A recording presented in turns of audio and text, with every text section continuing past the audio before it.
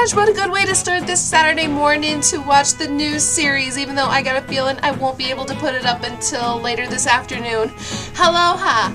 Welcome to Scintillating Reviews, and today we will be reviewing what is probably and hopefully going to be the greatest anime comeback that we have ever seen and waiting over a decade for, Yashahime, Princess Half Demon. Now, for those that don't know exactly what Yashahime, Princess Half Demon is, where have you guys been? Yashahime has been taught since March, and this is just something that we've all been waiting for. And previously, and when I started my Scintillating Reviews channel, I did a review of Inuyasha, and about a week later after I did that review, then we had the green light for Yashahime, Princess Half Demon. So of course I was like, oh my god, this is so crazy! This episode will be in the style of a podcast, so if you want to minimize my video while listening to me while doing something else, that's totally fine, I won't be offended. Be forewarned that a spoiler alert is now in effect. We start by seeing our three girls right off the bat as we see what, of course, Moroha and Setsuna run in the village. We then meet Towa, who is being questioned by the deputies Shojin of Kanto. Do not make me try to say his name. Towa says she is not the half-demon princess that they are looking for, as one of the men sitting next to the deputy holds up a book from the modern world. I love the little scowl that we have with Towa. She's like, why'd she have to bring that back? So I'm just wondering who this she is, but with all of us doing our research, we got a feeling that this she is going to be Moroha. Towa realizes that history will change if she says anything to them about the book, or any information, or anything that the deputy brings up to Towa. Up close to Towa's eyes, I realize that they're not brown. They're actually like a light magenta pink color. And I find that really fascinating because all this time I thought Towa's eyes were brown or a light brown, but no, they're actually like a pinkish color. So this kind of brings a little bit of an idea that maybe this is part of like the stripe theory that I was going about with where's the stripes on the twins' faces, just like Sashomaru's. And it could be the equivalent to their eyes, because if we look at Setsuna, her eyes are purple. Now up close to Towa's eyes, they're actually a light pink color. And I was just kind of thrown away by that small detail. Continuing on, we have someone coming in with a familiar modern world era item that Towa recognizes as an old bike seat. This is important because you can see how old this piece of the bike is. It looks to be aging by like a couple of years to the point where you can see the spring looking like it's being rusted. It was found by the river. This is where the man sitting next to the deputy explains of a rumor of a priestess that came through the Bone Eater's Well from Tokyo. And that priestess is Kagome Higurashi, the incarnation of Kikyo, who sealed Inuyasha to the tree so many years ago. Towa becomes shocked at this discovery, and we get a background of the story that we all know too well, the feudal fairy tale of Inuyasha. Narrating to the viewers, Kagome has told us that it has been 6 months that she decided to live with Inuyasha as a priestess in training. So remember, 3 years has passed since the fight between Inuyasha and Naraku. So we're 3 years, 6 months later.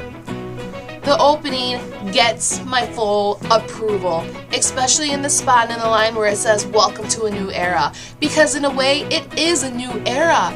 With old and new characters coming in, I just started to enjoy this ride that I just sat on, and I'm just waiting for that stomach drop scene to come whenever that's going to be. It's obviously not going to be from this episode just because we're just trying to get used to everybody, but it's something that I'm just excited for, that I'm just waiting for. Inuyasha Since Then is the title of the first episode, and I can't agree more on how perfect this title is. We see all of the original Inuyasha gang, Sango, Kagome, and what a small little detail that I think is perfect is something that Kagome was showing to Sango's twin daughters. That item she was showing is called the Kikyo root.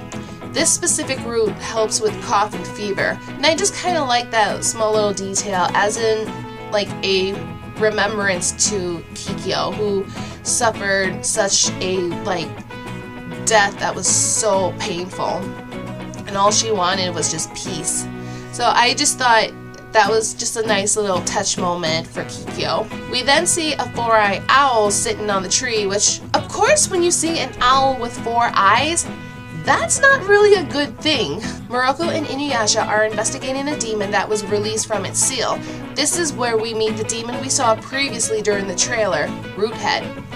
Finding the collapsed tomb that the demon was in, they discovered an arrow that could possibly belong to Kikyo, which Inuyasha did not know of at all, from what it sounds like.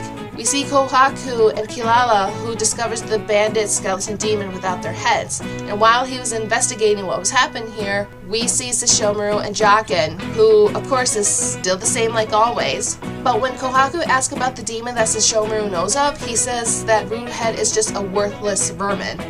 Except it's annoying. Obviously, Sesshomaru knows exactly what is happening, but do we get anything more out of the man? Nothing at all. At least not yet. Back at the village, the arrow that Moroku and Inuyasha found was indeed the arrow from Kikyo, as Kaede confirms. Just a quick little review to those who don't know who Kaede is. Kaede was the younger sister of Kikyo. Roothead was sealed away by Kikyo before she met Inuyasha. No one knows why she didn't purge the demon with the sacred arrow. Kaede believes that she was probably in a way overwhelmed and tired of killing demons, as well as taking care of Onigumo, who we all know was the human self before he was eaten by demons, and he became the demon that we all know, Naraku, who is after the sacred jewel like Inuyasha previously was. We have been reunited with Shippo and Rin, but it has been short-lived when Roothead came. The Roothead did call Kagome Kikyo. So obviously Roothead had no idea what's going on, and Roothead is obviously after the sacred jewel, which has been destroyed 3 years ago. Inuyasha and Moroku all run to the rescue as Roothead scurries away before it gets attacked. Roothead buries itself underground and absorbs nutrients from humans. Moroku thinks it's a good idea to check on all 6 villages surrounding the sacred tree.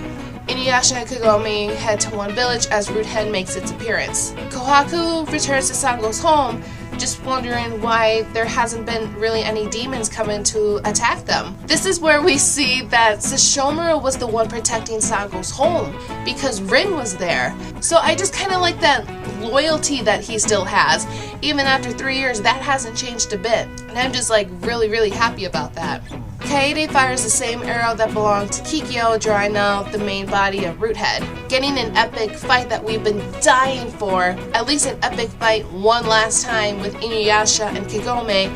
Inuyasha draws out the Tetsaiga using the Medo Sangetsuha. He destroys the Roothead with Kagome using her powers to purify the demon. One remaining root finds itself and plants itself in the sacred tree. And as we see that 4-eyed owl again. We're back with Towa. The men explained about the Tree of Ages and the bones would be thrown into the Bone Eater's well. It's been sealed. No bones can be thrown, nor can anyone go through it. Before he can get Towa to answer a question, she told him to run, as you can hear commotion come from outside of the castle. Just hearing Moroha, you can tell she's Inuyasha's daughter, as she and Setsuna make their appearance. Sniffing the air the way that Inuyasha does, she can smell that a familiar person was in the room. Attacking the man, it revealed to us that it was the 4-eyed owl we met right away at the beginning. Towa tells Setsuna and Moroha that they have to chase after the owl as he flew away because he has a lot of information. Towa ends the episode as she says she's going to take back the bike seat and her social studies book. This is the end of the first episode of Yashahime, Princess Half Demon. Oh my god, I just couldn't help but smile with a good majority of this episode. I just love this. I love how we're just kind of getting a little bit of a backstory of what happened between Inuyasha, Kagome, and everybody else after Naraku was defeated. One thing I didn't know, and I didn't realize this until it was too late to do any reviews on, was that there was a secret chapter right after Naraku's demise, and it cultivated around the Roothead area. I didn't read the manga chapter, I don't know if it's worth reading or not, but I figured this is something that we'll probably realize and something that we'll probably see later in the series. I just like how as soon as we started this episode, bam, we got into it right away. So next episode is called The Three Princesses. I can't wait to see exactly what's going to happen with the girls. And we just kind of got a little glimpse of seeing Toa and Setsuna when they were younger. I just can't wait to see more of their cuteness. I'm just looking forward to that. My opinion still stands when I say I think Moroha is going to be my favorite character.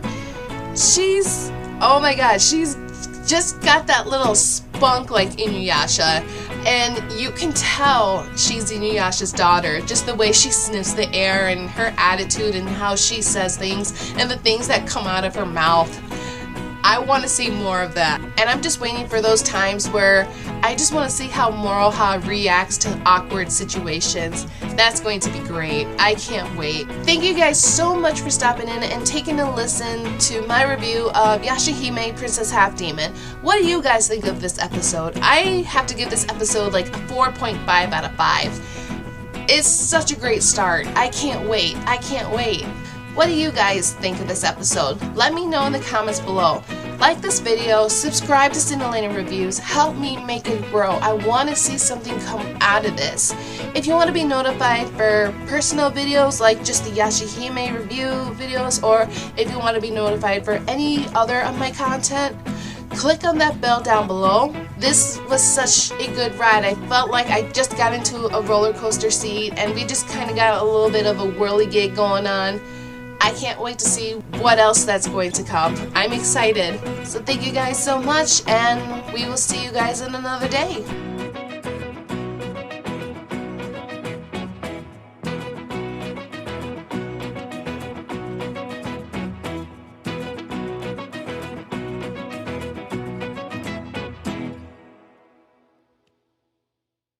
Our simplest prevention is our biggest protection. Take care of yourselves and others as you practice social distancing, washing hands, and staying at home. Let's get better by starting to make our world better to reduce the spread of COVID-19. See you later on another day.